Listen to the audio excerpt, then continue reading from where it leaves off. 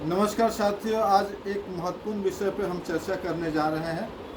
जैसा कि आप लोग जानते हैं कि देश में जो आर्थिक स्थिति है, कई लोगों का काफ़ी ऊपर है और कई लोग काफ़ी नीचे हैं। इस स्थिति से खासकर schedule caste, schedule tribe caste के जो लोग हैं, उनकी स्थिति काफ़ी दयनीय है। कुछ लोग का ऊपर हुआ है, कुछ लोग काफ़ी नीचे है। ये जो लंबी चौड़ी खाई जो है, ये सरकार की नीति की वजह से हुई है।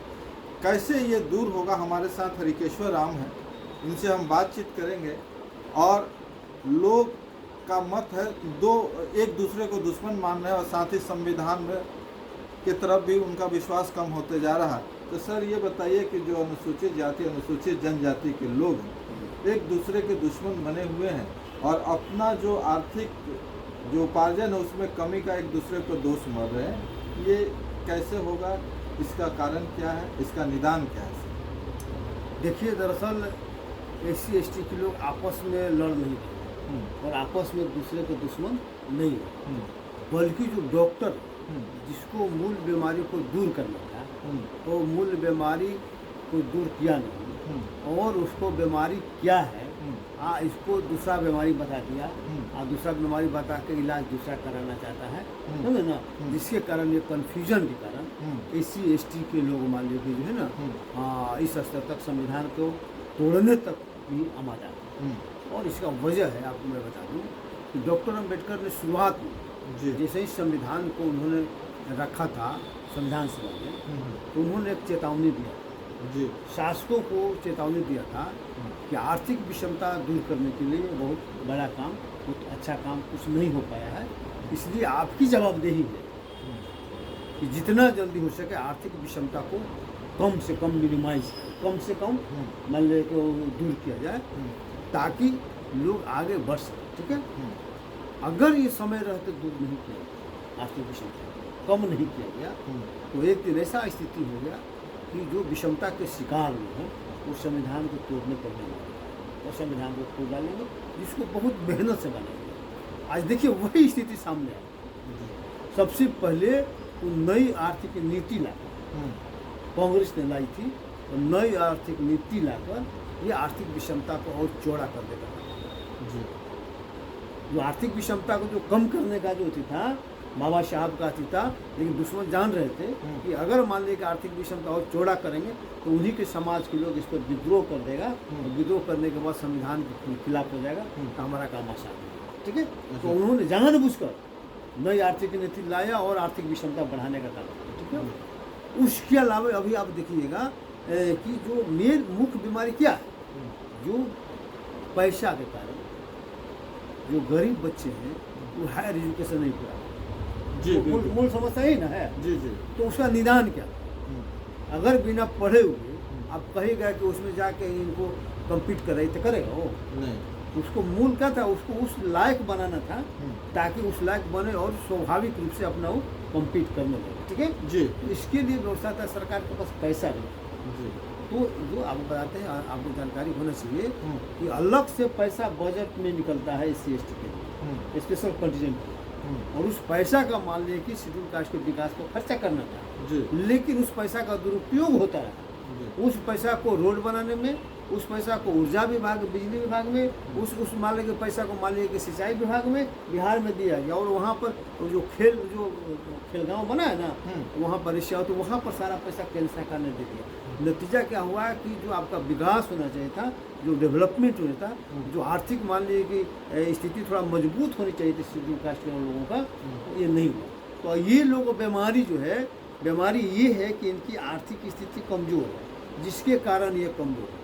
अच्छा, ठीक है, बीमारी है कि आर्थिक स्थिति कमज़ोर होने के कारण, मान लीजिए कि रोजगार का अवसर कम होने के कारण ये मान लीजिए कि उस लेवल नहीं जा रहे हैं और प्रतिनिधित्व करने की स्थिति में नहीं जा रहे हैं। ठीक है, बीमारी वहाँ ये है, लेकिन इन लोगों ने बता दिया कि बीमारी ये नहीं है, बीमारी ये है कि तुम्हारा भाई तुम्हारा हिस्सा खा। देखिए, बीमारी गलत बता दी और उसका इलाज भी गलत बता दिया। इलाज क्या करना था, बीमारी मान लीजिए क्या है, तो इसको उल्टा दिशा में ले गया ताकि ये जो शेड्यूल कास्ट के जो वंचित जो आज आप कह रहे हैं, तो ये लोग जो पीछे छूट गए हैं, तो इनको लगे कि ये संविधान के कारण बड़ा दिक्कत है। अच्छा अच्छा। उनको ये दिमाग में आया कि ये संविधान के कारण उनको प्रॉब्लम है, हाँ। इसलिए इसको उनको हटाइए, हाँ। जो आगे बढ़ गए हमको आप दे दीजिए। जी जी। जबकि आपको बताते हैं कि संविधान में रिजर्वेशन का जो प्रावधान है वो शेड्यूल कास्ट को है, जी किसी जाति को नहीं है, जी। कि ना किसी व्यक्ति को है, हाँ। ना किसी जाति को, अच्छा। ना दुसाध को रिजर्वेशन है, हाँ। ना चमार को, ना है ना मुसहर को, ना पासी जी। है। अगर मुसहर और दुसाध और चमार के नाम पर कोई रिजर्वेशन मांगता है, हाँ। इसका मतलब कि संविधान के खिलाफ जा रहा है वो, ठीक है। अच्छा अच्छा। तो ये reservation total overall schedule caste को है। शेड्यूल कास्ट आप हैं तो आप रिजर्वेशन है, शेड्यूल कास्ट नहीं है तो आप उसमें नहीं है, ठीक है। तो ये बात है, तो इस बात को समझना चाहिए, बीमारी कहाँ है, इलाज मामले का दूसरा बताया जा रहा है। तो इसीलिए वहाँ पर की स्थिति है। और ये प्लांट में जो आरक्षण विरोधी हैं, जो संविधान विरोधी हैं, जो संविधान में जो कमजोर वर्ग के लोग हैं, SC ST OBC को जो संवैधानिक अधिकार मिला है, उससे कुछ लोगों को नाराजगी है। उनका था कि अगर आरक्षण नहीं रहेगा तो सारा चीज़ हम ले लेंगे, जैसे पहले लेते थे। अच्छा अच्छा, पहले वाला स्थिति करना चाह रहे हैं। हाँ, पहले वाला स्थिति, क्योंकि जैसे रिजर्वेशन खत्म होगा जी। तो जैसे ही शेड्यूल कास्ट का सूची डिजिटल होगा, हाँ। डॉक्टर अंबेडकर सबसे ज़्यादा ताकि ये सूची को किसी तरह से हाँ। बचा के रखना है, हाँ। किसी तरह डिस्टर्ब नहीं होने देना है, इसके लिए सारा चुस्त दुरुस्त व्यवस्था डॉक्टर अंबेडकर ने संविधान में जी। दिया। और इसीलिए किसी स्टेट को पावर नहीं दिया, इसीलिए कहा कि पॉलिटिकल मामले का इस्तेमाल हो जाएगा। पॉलिटिकल इस्तेमाल नहीं हो और मान लें कि इसको सोशल इशू की तरह इसका इस्तेमाल हो, और इसीलिए इसको पार्लियामेंट हो कि पार्लियामेंट से आसानी से कोई एक्ट नहीं बनेगा। एक्ट बनाना बड़ा काम है, हाँ। पक्ष विपक्ष दोनों मिलेगा तब जाके होगा, चाहे किसी को 2/3 बहुमत रहेगा तब बनेगा। अच्छा। तो ये बहुत टफ बनाया गया हाँ। कि इजीली आसानी से शेड्यूल कास्ट की सूची को कोई डिस्टर्ब नहीं जी। करे। और ये बाबा साहब अम्बेडकर का जो संविधान में जो व्यवस्था था, इस व्यवस्था को जो संविधान के रखवाला है वही तोड़ रहा, जी सुप्रीम कोर्ट तोड़ रहा। जी सुप्रीम कोर्ट ने इसको कहा कि नहीं, ये स्टेट को पावर है कि उसका वर्गीकरण कर, जी। ठीक है। हाँ। तो ये कहने का मतलब है कि जो रखवाला है, जी। इसका मतलब है कि संविधान के नाम पर संविधान के रखवाला जो है वो अब संविधान को तोड़ने पर आमादा है और हमारे भाइयों को कुछ भड़का है। जी। इसलिए असल बीमारी है इनके एजुकेशन पर ध्यान देना, इनकी आर्थिक स्थिति को दूर करना, इनके रोजगार के साधन को उपलब्ध करना, समझे। इनको व्यवसाय में मान लीजिए लगाना, जो जी। मान लीजिए कि इनको आर्थिक स्थिति सुदृढ़ हो, जब आर्थिक स्थिति सुदृढ़ होगा तो अब वाले कम्पीट करेंगे, जाएंगे। जी। और ये भी देख रहे हैं कि उसमें तो नीचे क्लास के लोग भी जा ही रहे हैं, जितना भी आज स्कूल लोग आगे बढ़ा हुआ कर है, सब 1950 में क्या दशक था, जी, सबका तो एक ही दशा। सब वहीं से क्या है ना, जी। सब बराबर था। जी। लेकिन वो मान लीजिए कि एजुकेशन पर ध्यान दिया, कोई एजुकेशन पर ध्यान नहीं दिया, ठीक है। थोड़ा बहुत आर्थिक स्थिति में हो सकता है। जी। अब देखिए कि एक 4 भाई है एक बाप का, उसी में अंतर हो जाता है, तो अंतर तो होना ही है। जी। अब आदमी आप करिएगा बराबर हो जाए, संभव है? नहीं। आप सोचेगा कि 100 1008 जाती है, 1008 आदमी बराबर हो जाएगा? नहीं। कभी नहीं होगा। लेकिन एक हुआ कि भाई जो अनटचेबिलिटी का शिकार है उनको एक माना गया, और जब एक मान लिया गया तो एक तरह का फैसिलिटी दिया जाएगा। ऐसा नहीं कि आपके दूसरा सर। फैसिलिटी आपको दूसरा सर फैसिलिटी सर देगा। कुछ लोग बोल रहे हैं ना कि जो लोग आगे बढ़ गए हैं वो अपना भाई के लिए छोड़ गए, तो क्या ऐसा आपने किया है कि आप अगर नौकरी हो ऐसे गए सुनिए, तो आप अपना खेती बाड़ी। ऐसा कोई किया है आज तक? ऐसा संभव है? ये तो अब व्यवहारिक चीज है ना, हाँ। ये अब व्यवहारिक चीज है। और- कोई भी नहीं, कोई भी आदमी हाँ। अगर बनेगा अपने मेहनत से बनेगा हाँ। तो पहले अपना बाल बच्चा को देखेगा तब ना तो समाज को देखेगा। नहीं, अपना जो आपका जो हिस्सा है, आपका जो हिस्सा हाँ। वो क्या आप छोड़ दीजिएगा? कोई नहीं छोड़ता है। आप कोई कहेगा कि इसको कह सकता है कि नहीं आगे बढ़कर हटा इसको हिस्सा नहीं देंगे, हाँ। कोई भी नहीं कर सकता। हाँ। उसके हिस्सा बाप के जितना संपत्ति है वो सबको बराबर का हिस्सा जी। है, उसी तरह से हिस्सा आपका है, ठीक है। आप उसमें जाइए, एक स्टैंडर्ड फिट कर दिया गया, जिसको जाना हो जिसको जाइए, उसमें रोका है किसी को? हाँ। रोक नहीं है कि आपको रोका होगा कोई, आप मत जाइएगा। नहीं। आप उतना स्टैंडर्ड लाइए, आप जाइए। जी। तो इसीलिए क्योंकि शेड्यूल कास्ट का रिजर्वेशन है, शेड्यूल ट्राइब का रिजर्वेशन है, अगर उसमें आ रहे हैं तो आप आइए, अगर नहीं आना है तो मेहनत करिए, है कि नहीं। अगर लगता है कि शेड्यूल कास्ट में हमको न्याय नहीं मिल रहा है हाँ। तो आप जाइए दूसरा कहीं तो हमको हटा दीजिए शेड्यूल कास्ट से, जी। नया मान लेके लिस्ट कोई बनवाइए अपना। तो देखिए, एक बार आप, और जो चर्चा अभी चल रही है, हाँ। तो इस बात पर चर्चा क्यों नहीं हो रही कि सरकार की गलत आर्थिक नीतियां के कारण आज जो विषमता है, हाँ। उस बात पे चर्चा डिबेट क्यों नहीं हो रही है? तो वही होना चाहिए ना। समस्या ये है कि चूंकि उसको उलझाना है, क्योंकि हाई कोर्ट, सुप्रीम कोर्ट और जितना सत्ता में जितने लोग हैं सब लोग एक ही मानसिकता के हैं। जी। किसी तरह से मान लीजिए कि हम रिजर्वेशन की जो नीचे क्लास के लोग बढ़ रहे हैं हाँ। तो इनको हम रोक दें और सारा का सारा सब चीज़ पर कंट्रोल करें। जी। अभी आप देखिए ना, देखिए हाँ। सरकार चलाने का लिए मेन 3 चीज़ है, हम्म, कार्यपालिका है, न्यायपालिका है, विधायिका है।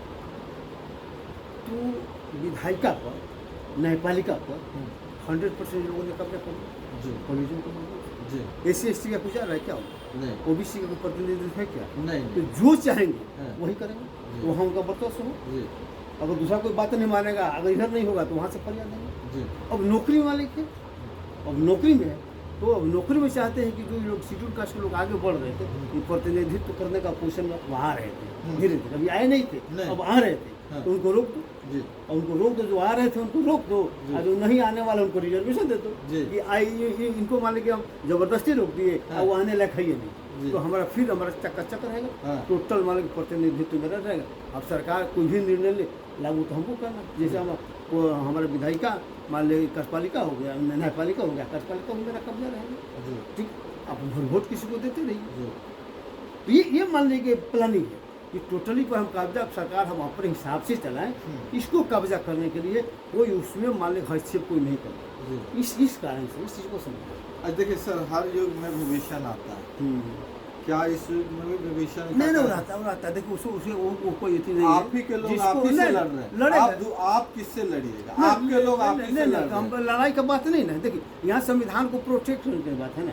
लड़ाई की बात नहीं तो नहीं बोले कि लड़ाई आपने लिया है। नहीं तो लड़ाई को तो लोग बदल दिया ना। हाँ। देखिए लड़ाई बीमारी डॉक्टर के पास जब आइएगा, हाँ। तो अगर सही बीमारी के बदले में दूसरा बीमारी लगा के इलाज मालिक दूसरा कर देगा, हाँ। तो मरना ही ना है। जी, जी। वही स्थिति मालिक होना है। हाँ। इलाज मालिक बीमारी कुछ है। हाँ अगर मान लीजिए किसी को टीबी मान लीजिए की बीमारी है, और उसको मान लीजिए कैंसर का इलाज करेगा तो मरवे नहीं करेगा वो। जी, तो जी। यही हो रहा जी। है। बीमारी मान लीजिए कि आपका आर्थिक विषमता है, जी आपका प्रतिनिधित्व वो बीमारी नहीं है, नहीं वो नहीं है वहाँ बीमारी। बीमारी आपका आर्थिक विषमता है, हाँ। जिसके कारण आपने तो उसको दूर नहीं किया जा रहा है। नहीं बीमारी आपका रोजगार है, हाँ। आपको आर्थिक संसाधन की कमी है, हाँ। तो उसको दूर करने का प्रयास नहीं हो रहा। बीमारी उसको दूर करना चाहिए, तो बीमारी कर रहा है कि तुम्हारा भाई तुम्हारा दुश्मन तुम्हारा हिस्सा खा रहा है, ये बीमारी को बताया जा रहा है। तुम भाई से लड़ो तुम, जी। तो नतीजा क्या होगा? हाँ बीमारी का गलत इलाज जब होगा हाँ। तो मरेगा। जी जी तो मरेगा तो वही नहीं मरेगा, उसका परिवार को और लोग भी मरेगा, जी जी सारा लोग मरेगा। जी।